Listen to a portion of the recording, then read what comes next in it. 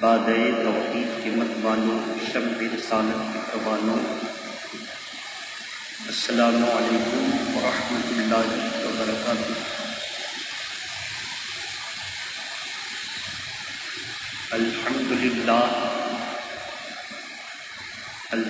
للہ نحمده ونستعینه ونستغفره ونؤمن به ونتوکل علیہ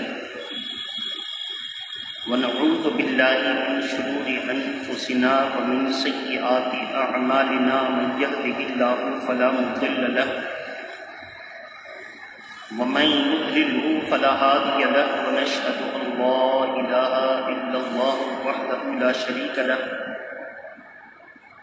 ونشهد ان سيدنا محمدا عبده ورسوله، اما بعد فاعوذ بالله من الشيطان الرجيم، بسم الله الرحمن الرحيم، ان صلاتي ونسكي ومحياي ومماتي لله رب العالمين، صدق اللہ العلی العظیم وبلغنا رسوله النبی الامین المتین الکریم۔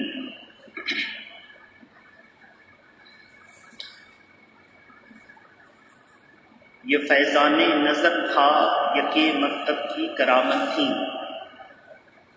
یہ فیضان نظر تھا یکے مکتب کی کرامت تھی، سکھائے کس نے اسماعیل کو آداب فرزندی۔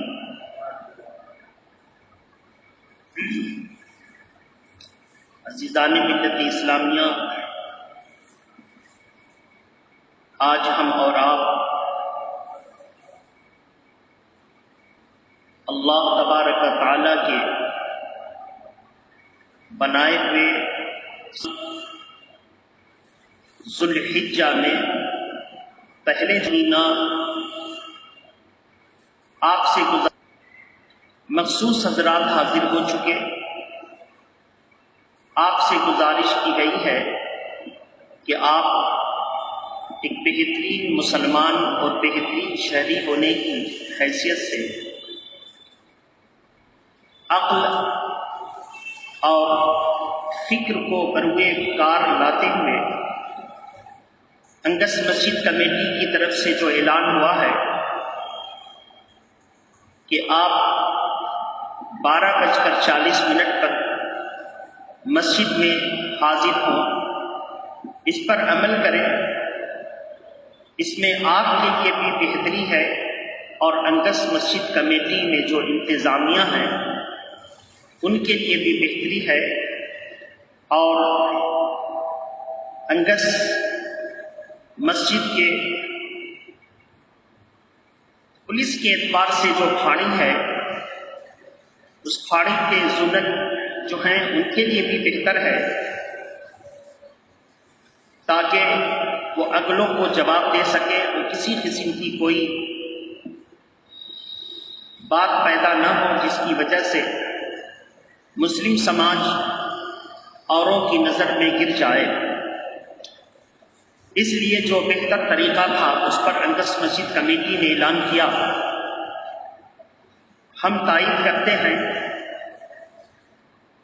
اور آپ سے پھر اپیل اور گزارش کرتے ہیں کہ اگر آپ 12:40 پر مسجد کے دروازے پر آتے ہیں تو آپ کو بھی دشواری نہیں ہوگی اور انگس مسجد کمیٹی کو بھی جواب دینے میں کوئی دشواری نہیں ہوگی، اور اگر آپ پہلے سے آ کر کے انتظار کرتے ہیں یا بھیڑ لگا دیتے ہیں تو ایسی صورت میں ہم سبوں کے لیے ایک سوالیہ نشان ہوگا کہ یا تو آپ سمجھ نہیں رہے ہیں یا سمجھ کر کے آپ پریشانی کا سبب بن رہے ہیں۔ اسی وجہ سے ظالم حکومتیں سیکولر حکومتوں کو طعنہ دیتی ہیں کہ مغربی بنگال کی گورنمنٹ نے مسلمانوں کو چھوٹ دے رکھی ہے، مسلم محلے میں پابندیاں نہیں ہیں، اور خاص طور پر میڈیا والے جہاں پہ بھیڑ بھاڑ ہے اور ایک دو بھی مسلمان ٹوپی اور داڑھی میں مل گیا تو میڈیا والوں کا کیمرہ اس کو کوریج دیتا ہے اور بار بار بتانے کی کوشش کرتا ہے کہ مغربی بنگال کی حکومت مسلمانوں کی چاپلوسی کی سیاست کر رہی ہے، ایسی صورت میں پھر جو اہل مغربی بنگال ہیں ان کے دل میں یہ بات بیٹھانے کی کوشش کی جاتی ہے کہ آج جو یہ مرض کرونا پھیلا ہے یہ مسلمانوں کی وجہ سے پھیلا ہے، اور وہ میڈیا صبح سے شام تک یہی بولتی رہتی ہے۔ ٹیلی ویژن کے دیکھنے میں لوگ عادی ہو چکے ہیں، جو چینل کھولو اس میں یہی بات چل رہی ہوتی ہے۔ ایسی صورت میں ہم سبوں کو پہلے سے زیادہ ہوشیار ہونا ہے۔ ہم تنے تنہا نہیں ہیں، بلکہ ہماری کامیابی ہم کو سرخرو بناتی ہے، لیکن ہماری کہیں ناکامیابی پوری قوم کا بیڑا غرق کرنے کے لیے کافی ہوتی ہے۔ آپ دیکھیں کوئی کامیاب ہوتا ہے، وہ تنخواہ لے کر اپنے گھر آتا ہے، وہ خوش ہوتا ہے، اس کے گھر والے خوش ہوتے ہیں، لیکن اگر وہی کوئی دہشت گردی کا کارنامہ انجام دے دے تو پوری قوم بدنام ہو جاتی ہے۔ یہی سماج کی سوچ ہے، یہی میڈیا کی سوچ ہے۔ اس لیے آپ بہت عقل مندی کا مظاہرہ کر رہے ہیں، اور مزید ہم آپ سے عقل مندی کو بروئے کار لانے کی اپیل کریں۔ نسکی ومحیایا ومماتی للہ رب العالمین۔ ابراہیم علیہ السلام نے اللہ سے عرض کیا کہ مولا، یہ بے شک میری نمازیں، میری قربانیاں، میرا جینا، میرا مرنا سب اللہ کے لیے ہے۔ میری نمازیں، میری قربانیاں، میرا جینا، میرا مرنا سب اللہ کے لیے ہے۔ تو اس سے پتہ چلا کہ مسلمان کو جو کام کرنا ہے وہ سب اللہ کے لیے کرے۔ اب قربانی کے وجوب کا ثبوت کہاں ہے وہ دیکھیں۔ محبت کے ساتھ درود شریف پڑھ لیں۔ اللہم صلی علی سیدنا شفینا حبیبنا مولانا محمد وعلی آلہ واصحابہ وبارک وسلم۔ جو حضرات جمعہ کی تیاری کر چکے ہیں اپنے گھروں میں، جمعہ کے قبل کی 4 رکعت سنت مؤکدہ ادا کر لیں، اور پھر اس کے بعد اس طرح چلیں کہ ٹھیک 12:40 پر مسجد کے دروازے پر آ جائیں۔ اس سے پہلے آپ بھیڑ بھاڑ نہ لگائیں، اس سے پہلے آپ کی آمد لوگوں کی نظر میں مشکوک ہوگی، اور لوگ نہ جانے اس آپ کے آنے اور مسجد کے دروازے پر بھیڑ لگانے کو کون کون سے نام سے وہ تعبیر کریں گے وہ اللہ ہی جانتا ہے۔ بہرحال تو یہ واجب کہاں سے ہے وہ دیکھیں۔ اللہ تعالیٰ نے ارشاد فرمایا فَصَلِّ لِرَبِّكَ وَانْحَرْ۔ علماء اس میں فرماتے ہیں فصلے سے مراد ہے نماز بقرعید۔ اللہ کے لیے نماز پڑھو، لِرَبِّكَ اپنے رب کے لیے، اور وَانْحَرْ اور قربانی کرو۔ امام اعظم ابو حنیفہ اس آیت کریمہ نمبر 2 سورہ کوثر پارہ نمبر 30 سے یہ دلیل لاتے ہیں کہ بقرعید کی نماز بھی واجب ہے اور قربانی بھی واجب ہے۔ وہابی اور بدعقیدہ اس آیت کریمہ میں کہتا ہے وَانْحَرْ سے مراد ہے سینے پر ہاتھ رکھ کر نماز پڑھنا۔ اب اگر ان کے اس آیت کریمہ سے سینے پر ہاتھ رکھ کر پڑھنے کی دلیل جو لے رہے ہیں مان لی جائے تو آپ کو بتا دیں انہی کا فائدہ ہے کہ ہاتھ باندھنا سنت ہے، چاہے ناف کے نیچے باندھیں یا سینے پر باندھیں، ہاتھ باندھنا سنت۔ اور یہاں پر اللہ کا حکم ہے جو واجب ہے۔ اب اگر واجب ہے تو ان کے نزدیک بھی ہاتھ باندھنا سینے پر واجب ہو جائے گا، جبکہ وہ خود بھی کہتے ہیں کہ نہیں بھائی سنت ہے۔ اس سے پتہ چلا کہ واجب کی آیت کریمہ کو سنت پر جوڑنا یہ ان کے لیے کامیابی کی وجہ نہ بن سکا، بلکہ ان کی بے عزتی ثابت ہوئی کہ ہاتھ باندھنا تو سنت ہے، آپ واجب کو کہاں جوڑے چلے جا رہے ہیں۔ اس لیے اگر کوئی بھول سے نماز کے لیے آیا اور کھڑا ہو کر ہاتھ نہیں باندھا اور ہاتھ کھولے رہا، بھول گیا تو اس کی نماز ہو جائے گی۔ کیوں؟ کیونکہ ہاتھ باندھنا سنت تھا، سنت چھوٹی، ثواب میں کمی آئی، لیکن نماز ہو گئی۔ واجب چھوٹتا تو سجدہ سو کر لیتا تو میک اپ ہو جاتا، لیکن جب سجدہ سو بھی نہیں کیا تو ایسی صورت میں جس نماز میں واجب چھوٹ جائے اس نماز کو دہرانا واجب، جس نماز میں فرض چھوٹ جائے اس نماز کو دہرانا فرض، اس کو سمجھ لیں۔ تو بہرحال اس سے پتہ چلا کہ فصلی سے مراد ہے نماز بقرعید اور ونحر سے مراد ہے قربانی۔ اب حضور کی وہ حدیث پاک کہ قربانی واجب ہے، امام اعظم ابو حنیفہ کے نزدیک واجب ہے۔ امام اعظم ابو حنیفہ کے نزدیک واجب کیوں ہے؟ وہ سنیں۔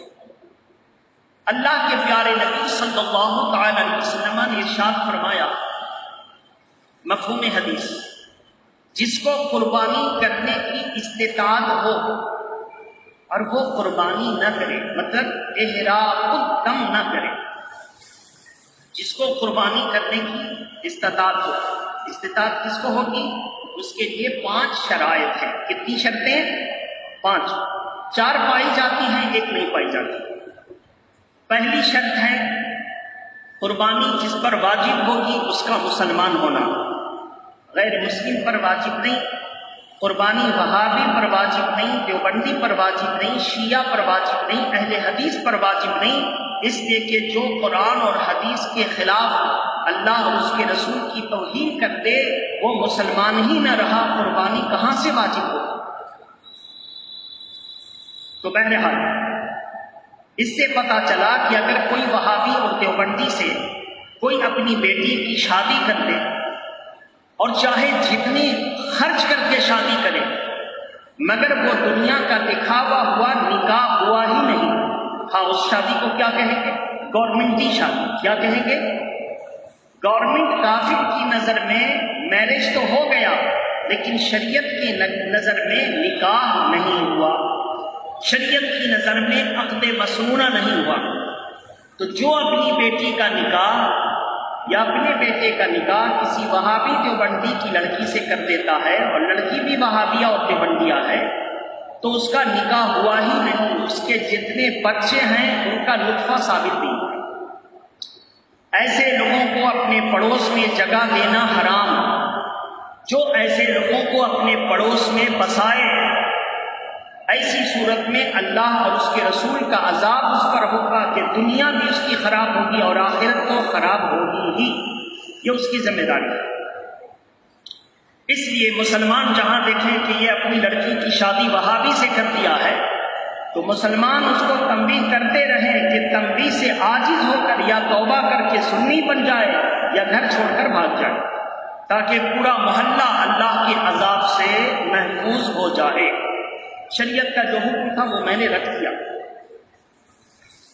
اب دیکھیں کہ قربانی کے لیے مسلمان ہونا شرط، دوسری شرط بالغ ہونا، تیسری شرط آزاد ہونا، چوتھی شرط مقیم ہونا، اب پانچویں شرط صاحب نصاب ہونا، مالک نصاب ہونا۔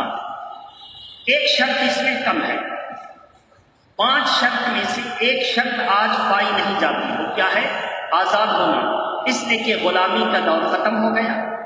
اب کوئی آدمی کو غلام نہیں بناتا، اس سے قبل آدمی کو خریدتا تھا اور بیچتا تھا، پیدا کر دیا، دیکھیے پیدا کر دی، غلاموں کو آزاد کرنے کا اتنا ذریعہ پیدا کر دیا، دیکھیے کوئی خوش ہو گیا تو غلام آزاد کرے، کوئی مت کرنے کے لیے غلام آزاد کرے، کوئی خوش ہو گیا کہ صدقے میں صورت میں غلام کو اتنا آزاد کرنے کا حکم دیا کہ آزادی کی صدقے میں غلامی کا خاتمہ ہی ہو گیا۔ اللہ کے پیارے نبی دنیا میں تشریف لا رہے ہیں۔ سویبہ زرخرید باندی ہے، زرخرید لونڈی ہے ابو لہب کی، دوڑتی ہوئی آئی۔ اس نے کہا کہ میرے سردار ابو لہب، خوش ہو جا کہ تیرے مرحوم بھائی عبداللہ کے گھر میں بہت خوبصورت بچہ پیدا ہوا ہے جس کی مثال نہیں ملتی۔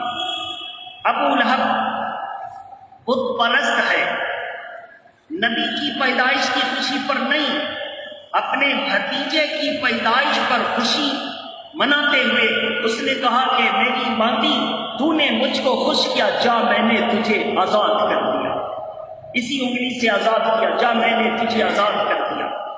اس کی موت جب ہو گئی، اس کے گھر والوں میں سے کسی نے دیکھا، غالباً حضرت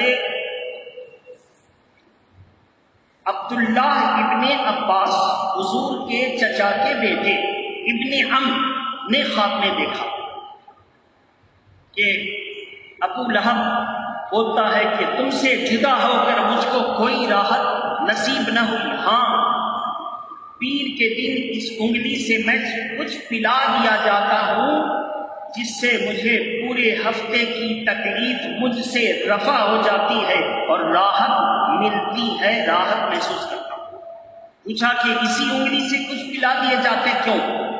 کہا اس وجہ سے کہ میں نے اپنے بھتیجے کی پیدائش پر خوشی کرتے ہوئے اپنی باندی کو اسی انگلی کے اشارے سے آزاد کیا تھا۔ تو میرے نبی پیدا ہوں اور ایک مشرک چچا اپنے بھتیجے کی پیدائش پر خوشی کا اعلان کرے تو اس کا بھی صلہ کچھ نہ کچھ دے دیا جائے۔ جو مسلمان اپنے نبی کی پیدائش پر خوشی کا اظہار کرے گا یقیناً یہاں بھی کامیاب ہوگا، وہاں بھی کامیاب ہوگا۔ تو بہرحال غلامی کا خاتمہ ہوا، یعنی میرے نبی تشریف لا رہے ہیں اور لونڈی کو آزادی مل رہی ہے۔ اللہ کے نبی تشریف لا رہے ہیں اور باندی آزاد لوگوں کی صف میں کھڑی ہوتی نظر آ رہی ہے۔ غلامی کا خاتمہ حضور نے کر دیا۔ تو اب کتنی شرطیں بچی؟ 4۔ مسلمان ہونا، بالغ ہونا، مقیم ہونا، صاحب نصاب ہونا، مالک نصاب ہونا۔ صاحب نصاب اور مالک نصاب دونوں ایک ہی معنی ہے۔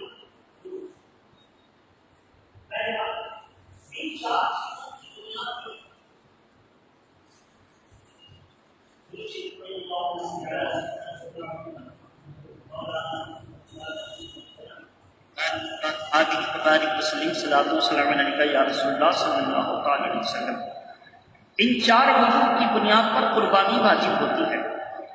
تو میرے محترم بزرگ اور دوستو، اب حضور کی پھر وہ حدیث پاک اٹھائیے کہ جس کو قربانی کی استطاعت ہو، اور وہ استطاعت 4 شرائط کے ساتھ، اور وہ قربانی نہ کرے تو وہ میری عیدگاہ کے قریب نہ آئے۔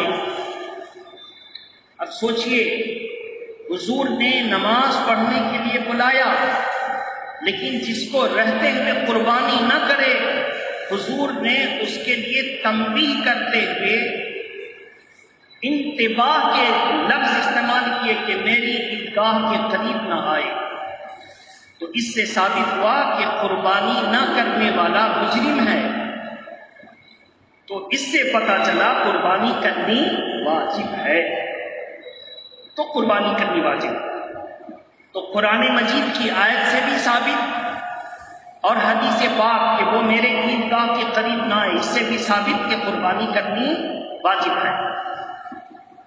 اب قربانی جب کریں تو نہ اس میں گوشت کی فکر ہو، ہاں جانور لیتے وقت آپ اپنا سمجھ لیں، بوجھ لیں کہ جانور آپ کو لاک ڈاؤن کا غلط طریقہ کے ذریعے فائدہ اٹھاتے ہوئے مہنگا نہ دے دیں، تو آپ خوب نوک تول کریں، دام در کریں۔ کسی نے حضرت علی مشکل کشا سے پوچھا کہ حضرت آپ کسی چیز کی قیمت میں مول تول کرتے ہیں؟ فرمایا ہاں، یہ میرا حق ہے مول تول کرنا، تاکہ مناسب قیمت میں دے سکوں، یہ میرا حق ہے۔ تو اس سے پتہ چلا مول تول کرنا حضرت علی کی سنت ہے، مول تول کرنا۔ اب اس کو لگا کہ فائدہ ہے تو بیچے گا، نہ لگا تو نہ بیچے گا۔ بہرحال تو یہ بات ہو گئی۔ تو مناسب لے کر کے آپ جانور کی قربانی کریں۔ جب آپ جانور کی قربانی کریں تو کیسے کریں؟ حضور نے فرمایا خوش دلی کے ساتھ کرے۔ تو جو جانور کو خوش دلی کے ساتھ کرے گا، کل قیامت کے دن اس جانور کو نیکی کے پلے پر بھی پائے گا۔ قیامت کے دن اس جانور کو ان کے کھروں، ان کے سینگ اور ان کے بالوں کے ذریعے وہ پلسرات پر بھی پائے گا، اور وہ جانور اس قربانی کرنے والے کے لیے سواری کا کام دے گا۔ اس لیے حضور ارشاد فرماتے ہیں خوش دلی سے قربانی کرو۔ اور وہ حدیث پاک میں نے بتائی تھی کہ اللہ کے نزدیک قربانی کے ان 3 دنوں میں سب سے کوئی نیک عمل میں سے اگر کوئی نیک عمل پیارا ہے تو وہ ہے احراق الدم، خون بہانا۔ اگر کوئی چاہے کہ ہم قربانی نہ کر کے اس سے ڈبل رقم خیرات کر دیں تو اس پر قربانی واجب ہی رہے گی۔ اس کا واجب جب اترے گا جب وہ قربانی کرے گا، اور اگر 3 دن نکل گئے تو کیا ہوگا؟ آپ حضرات طبی قدموں خاموشی کے ساتھ مسجد کے اندر آ جائیں، اپنی اپنی صفوں میں بیٹھیں، اور آپ آ رہے ہیں تو محبت کے ساتھ درود شریف پڑھ لیجیے۔ اللہم صلی علی سیدنا شفینا حبیبنا مولانا محمد ماہر الجود والکرم وآلہ واصحابہ وبارک وسلم صلاۃ و سلام علیکہ یا رسول اللہ صلی اللہ علیہ وسلم۔ محترم حضرات، ہم لوگ مسلمان ہیں، اور ہم لوگوں کو ہمارے مذہب نے اتنا طور و طریقہ بتا دیا ہے کہ کسی کو ٹریننگ دینے میں سالوں کی ضرورت لگے گی، لیکن ہم مسلمان کو ہمارے مذہب نے ایسی ٹریننگ دے دی ہے کہ آذان ہوئی تو سب منتشر تھے، جیسے آذان کی آواز سنی سب چپ ہو گئے اور آذان سننے لگے۔ سب منتشر تھے، کوئی آگے کوئی پیچھے کوئی کیسے، لیکن جیسے ہی اللہ کے بندوں کو اللہ کے بندے نے نماز کے لیے پکارا تو سب بستہ کھڑے ہو گئے۔ کوئی ٹریننگ کی ضرورت نہیں۔ یہ نماز کی ٹریننگ ایسی ٹریننگ ہے کہ بڑی بڑی بھیڑ کو بھی اگر چاہیں تو جن کو نماز کی ٹریننگ مل گئی، اس ٹریننگ کے ذریعے ان کو آرام سے ایک دم درستگی کے ساتھ صفوں میں لایا جا سکتا ہے۔ اب آپ دیکھیں، آپ اتنی زیادہ تعداد میں تھے، اتنی زیادہ بھیڑ آئی، آپ نے مسجد کا احترام کیا، آپ نے اللہ اور اس کے رسول کے اس پاک گھر کا احترام کرتے ہوئے دبی قدموں میں آئے، نہ کوئی شور ہوا نہ کوئی شرابہ ہوا۔ یہ نماز کی برکت ہے۔ اس لیے مسلمان تربیت یافتہ ہوتا ہے، ٹریننگ ہولڈر ہوتا ہے، اور وہ جب تربیت پا لیتا ہے نماز کی تو جہاں چاہے زندگی آرام سے گزارے۔ تو میرے محترم بزرگ اور دوستو، بہرحال تو قربانی خوش دلی کے ساتھ کرو۔ قربانی کا جانور خریدتے وقت توجہ سے سنیں گے، 3 منٹ کا وقت ہے۔ خریدتے وقت آپ دیکھ لیں کہ اس کے اندر کوئی عیب نہ ہو، اس کا کان کٹا نہ ہو، چیرا نہ ہو، پھٹا نہ ہو۔ ہاں، کمپنی والے اپنے کمپنی کی علامت اور ٹیگ کو اس کے کان میں پیسٹ کرتے ہیں، ٹانپتے ہیں، وہ الگ چیز ہے، اس سے قربانی پر کوئی اثر نہیں ہوگا۔ لیکن جو بتوں کے نام پر چیر دیا گیا، بتوں کے نام پر کان کو پھاڑ دیے گئے، اس کی وجہ سے اثر ہے کہ جو ایک مرتبہ غیر اللہ کے نام ہو جائے پھر وہ اللہ کے نام پر قربان نہیں ہو سکتا۔ قربانی کا جانور آپ نے لایا، خریدا تھا قربانی کی نیت سے، اتفاق سے 2-3 دن کے بعد اس کو بچہ پیدا ہو گیا۔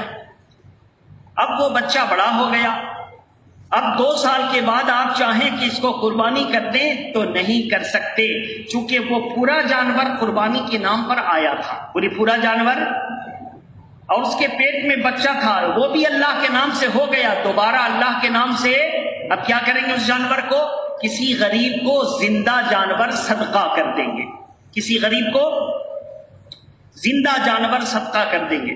ہاں، ہیلے شری کر سکتے ہیں۔ آپ کو لگا یہ جانور بڑا پیارا ہے، کیسے دوسرے کو دے دیں؟ تو یہ اللہ کا حکم ہے، اس کو خوش دلی سے کریں، لیکن لگا کہ بہت اچھا گھر میں رکھ لیں۔ آپ اس جانور کی جو قصائی تجربہ کار حضرات قیمت لگا دیں تو اتنی قیمت سے آپ کسی غریب کو اتنی قیمت دے کے خرید لیں۔ کیسے کریں گے؟ وہ جانور کسی غریب مسلمان کو دے دیں گے، اس نے قبول کر لیا۔ اب آپ کہیں گے کہ آپ چاہو تو آپ بیچ دو، بولو کیا لوگے؟